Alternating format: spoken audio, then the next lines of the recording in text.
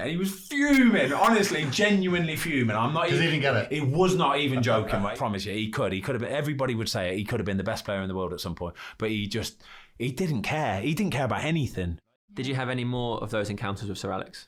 The only other I've had a couple hair dryers. I had a couple hair dryers from him, which were brutal. The man, do you know what always kills me is whenever it's Derby Day, right? It's the 4-3. Yeah, the 4-3 one, right? So they'll always show the 4-3 one where I had the stinker, right? I do. And this one little bit, right? I don't think I've ever told anyone this. Is when we're buzzing. We've won the game 4-3, right? I know I've had a bad game though. I know it, right? It's a stinker. It's probably one of the worst games I've had. But my seat, the first choice goalkeeper, was literally by the door as you walked into the change room. So you just sat there. So in the change rooms afterwards, we've always had the telly on of like it would be the Soccer Sunday or Soccer Saturday or whatever it is, and it'll be showing the highlights. They'll be showing the highlights of the game that's been on the telly. And obviously the Manchester Derby is always on the telly.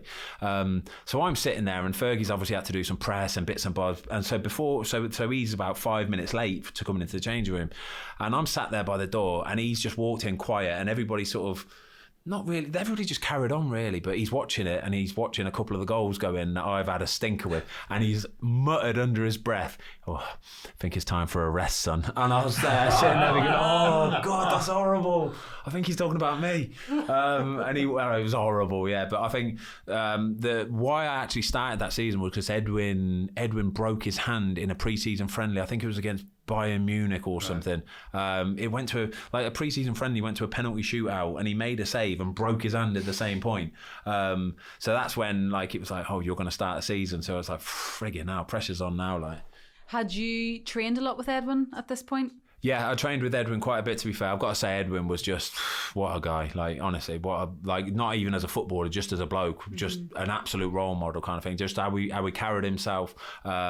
He just was in control of absolutely everything. He was so good at being able to talk to people and put them at ease and all that kind of stuff. And he was so good for me, so helpful at just showing me stuff and how to do, what to do in what situation. So yeah, I loved Edwin to bits. And as a goalkeeper, my gosh.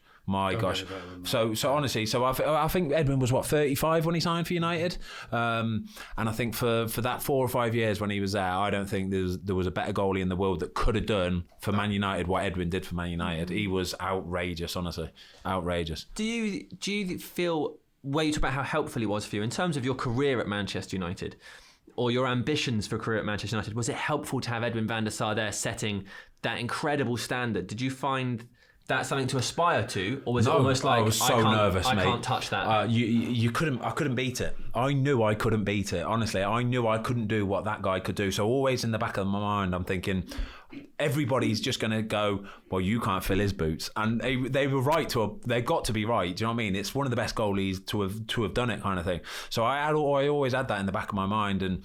Like I say, when it didn't really work out for me, the games I played, I didn't really do too well.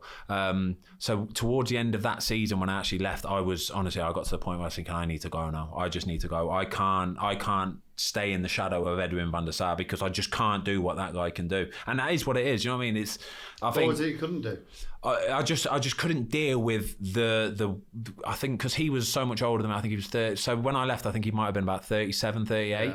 Yeah. He knew how to deal with being a Man United player. He was world class. You know what I mean? He knew how to deal with being at Man United and dealing with the pressure, the expectation. I did not know how to do that. Nobody had ever showed or taught me how to do that. Do you know what I mean? People show you how to play football, but they can't ever show you or expose you to that level of sort of scrutiny and pressure until you're there in that moment.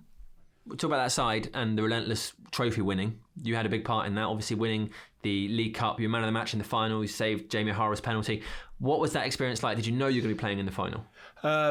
Yes, I did. I think that's one thing that Alex Ferguson was really, really good at was making sure some of the fringe players felt like they had a purpose, and so I suppose it was easier for him in a sense because Man United competed on every front. Like they were in the Champions League until the finals, semi-finals, League Cup, FA Cup. They were always fighting in the Premier League. So he always had another game, and he was so good at blooding like the younger lads, mixing it with a mix of the first team players in the FA Cup and the League Cup.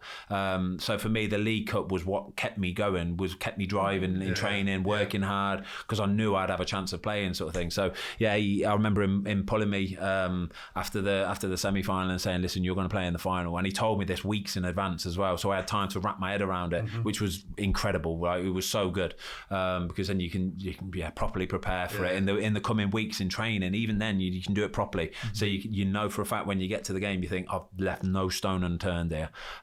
Did that help you though? Yeah, for sure. Yeah, it did, definitely. Well, did. Some people that might. Again, you just don't know. You just don't know how it's going to go. Like even in the game, I remember in the game, I ran out on the corner to try and cut one out, and he actually got there first. I think it was Darren Bent or somebody got there first and took it round me, tried to cut it back, and thankfully we cleared it. But if that ball goes in the back of the net, that's a bad start to a game. I'm thinking, here we go. God's sake, but it didn't. And then make a couple saves, you go into the game, come out for a few crosses. Do you get nervous before games?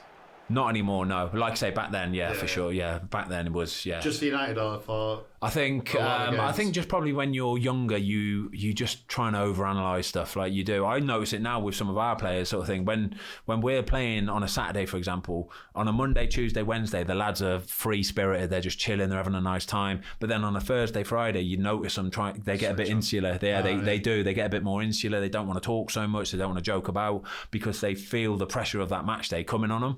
And it's funny to see. And you're there with your camera. Yeah, looking forward to the game. I've never thought about that. Maybe I shouldn't do this. Maybe that's why they're like that on Thursdays and Fridays. Don't blame it on me, alright? It's not my fault. What was I don't even know what the question was. League Cup final. Let's go back there. Yeah, League Cup final.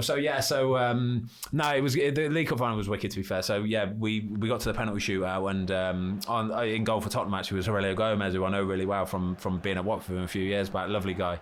But I still think the class of the penalty takers for a Saturday was like honestly top class. Like Carlos Tevez, Anderson. Anderson. Like you should get him on a podcast. So that guy is some sort of a weapon. Honestly, he could have been the best player in the world at one point. I promise you, he could have been. Everybody would say it. He could have been the best player in the world at some point. But he didn't care. He didn't care about anything. Like he didn't care about anything. I said earlier about being professional. He was the worst professional I've ever met in my life. He didn't do anything. He was so lazy. But you put him on a pitch, and it was like that. Carlos Tevez, the same sort of thing. Put him on a pitch. Oh my God! Like he was. They're just in Brazilian mode, aren't they? That's what it is. It's got to be something like South American something. Like it's got to be something, isn't it?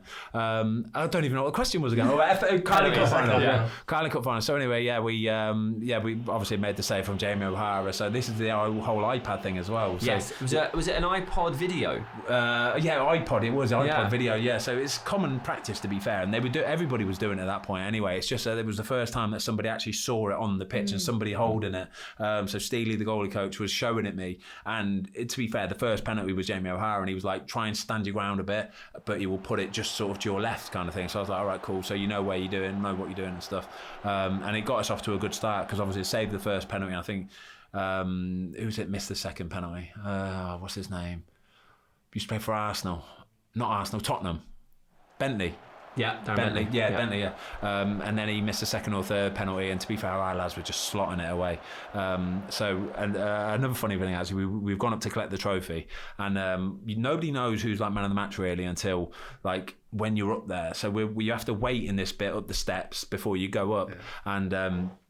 No, like I said, nobody knows who's going to be man of the match. Then eventually some guy comes over with the trophy and he's like, Ben, you're man of the match, you can have that, you can take it up with you. So I remember him giving it me, like, and I'm just buzzing my tree off thinking, oh my God, this is ridiculous. Like, but Rio was standing there, he was fuming, honestly, genuinely fuming. I'm not even, he didn't get it. He was not even joking, right? He went, how the have you? Oh, so I can't swear. How the heck have you? What, like, I was incredible. And like he sat, and I'm thinking, yeah, I'm lucky, mate, whatever kind of thing. But he was genuinely fuming. But yeah, that was pretty cool, to be fair. That was definitely, without doubt, the highlight of my time at Man United. Yeah.